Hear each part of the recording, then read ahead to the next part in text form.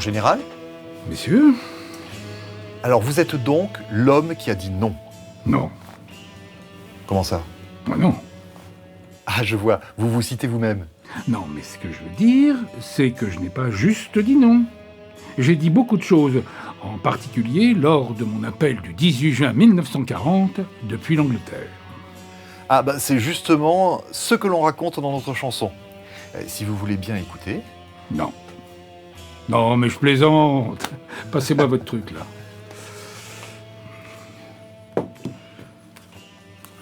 C'est de la technologie anglaise, ça encore, non? Ah, je sais pas, c'est peut-être allemand.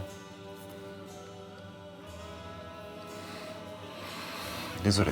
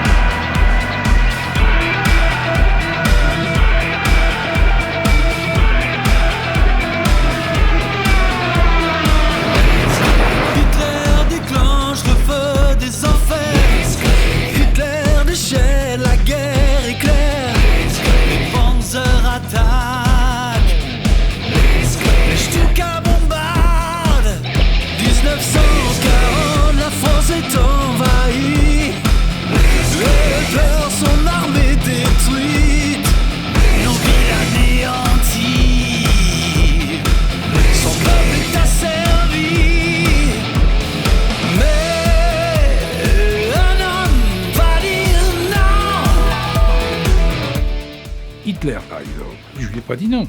Je lui ai dit carrément merde à ce monstre, à ce caporal de rien du tout, à ce peintre raté, à ce bonimenteur de foire à la haine. L'armée allemande, qui avait des chars dernier cri, comme je l'avais recommandé à l'armée française depuis longtemps, a tout balayé sur son passage. Les Allemands ont appelé ça Blitzkrieg, la guerre éclair. En France, on a appelé ça la drôle de guerre, et c'est un drôle de nom parce que ça n'avait rien de rigolo, je peux vous l'assurer. Juste après que nos braves soldats aient permis aux aux Anglais d'évacuer Dunkerque, la France a capitulé. Mais moi, j'ai décidé de ne pas abandonner le combat. Dès lors, je me suis embarqué pour Londres, tel un gouvernement en exil, afin de diriger la rébellion depuis l'outre-Manche. Désormais, je représentais la France libre, celle qui ne plie pas devant l'oppresseur, celle qui courageusement affronte le danger, à commencer par la cuisine anglaise.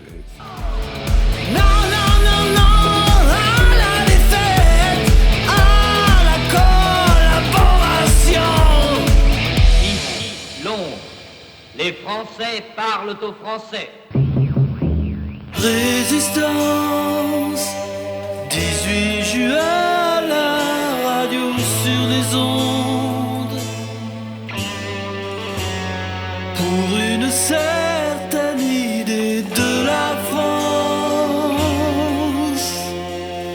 Depuis Londres, la foi d'un général. L'homme qui dit non. Cet appel du 18 juin, quel coup d'éclat! Ah, mais ça n'a pas été si facile. Vous voulez dire sur un plan politique et militaire? Non, sur le plan technique. La BBC, quelle catastrophe! Rien ne marchait, ni les micros, ni les émetteurs. Quelle galère! Ah bah ça, quand on n'a pas de technologie allemande... hein. Pardon. L'homme qui dit non. Dans les airs, une joie extraordinaire monte vers le ciel. Pour une certaine idée de la France éternelle, fraternelle. Une certaine idée de la France. C'était ce qui était au cœur de mes préoccupations. À compter de l'appel du 18 juin, je suis devenu l'incarnation de la France. Je suis la France. Je suis comme Jeanne d'Arc. Une pucelle? Hein? Mais non. Je voulais bouter les Anglais... Pardon, les Allemands hors de France. Je voulais représenter la France légitime. La France qui a peut-être perdu une bataille, mais qui n'a pas perdu la guerre. La France qui ne se rend pas. La France qui encore et toujours résiste à l'envahisseur. Une vraie tradition bien gauloise, quoi. Grâce à moi, enfin grâce aux forces françaises libres et au réseau de résistance à l'intérieur du pays, lorsque la guerre fut gagnée après quelques années, la France était aux côtés des vainqueurs.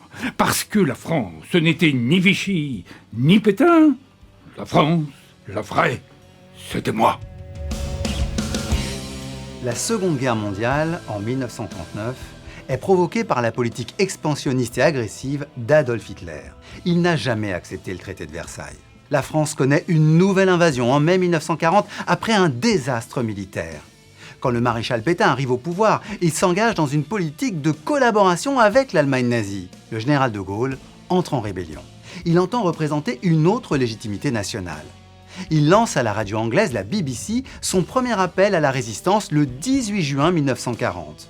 Il fonde les Forces françaises libres, les FFL, et organise la résistance en France. Il constitue une importante armée qui, à partir de 1942, va, à partir de l'Afrique, reconquérir l'Italie, la France, puis l'Allemagne. Ce sont les Français de la 2e division blindée du général Leclerc qui contribuent à libérer Paris le 25 août 1944. Ces victoires permettent à la France de figurer au rang des vainqueurs en 1945. Le général de Gaulle est entré dans l'histoire pour avoir maintenu la grandeur et la fierté nationale. Plus tard, en 1958, il devient le premier président de notre 5e République.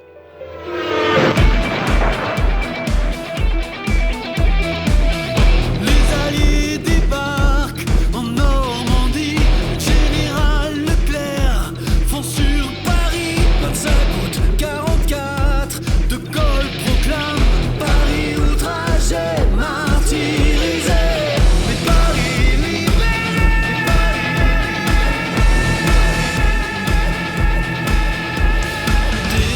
Délivrance, l'heure de la libération a sonné.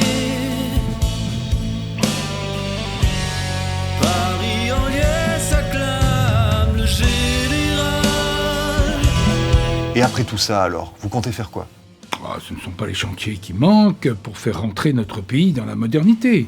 Quand je serai élu président, j'aurai tout le temps pour m'atteler à cette nouvelle tâche. Après la guerre, j'ai fait partie d'un gouvernement provisoire, et même si les premières élections ne m'ont pas reconduit à la tête de la nation, ce n'est qu'une question de temps pour que l'on fasse à nouveau appel à moi. Ce n'est qu'une question de temps. Ça ne va pas tarder. Ça va aller très vite. Une question de jours, de mois à peine. Qu'est-ce qu'ils foutent, ces votes français? On ne doute pas que votre heure viendra, mon général, et que vous serez un jour président. Mais plus encore, je veux mettre en place une 5e République avec un régime présidentiel à la hauteur de ma stature. Ah, c'est super, ça. Mais enfin, faites gaffe, quand même, hein, parce que vos successeurs, ils auront peut-être du mal à remplir vos chaussures, comme on dit. Ah ça, avec mon 47 fillettes pour 1m96, je n'en doute pas.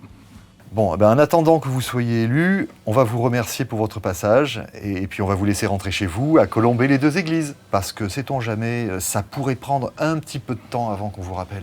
Je vous ai compris. Merci à vous, messieurs. Et à travers moi, c'est la France qui vous dit merci. Ah merci alors. Et n'oubliez pas, vive la République, vive la France.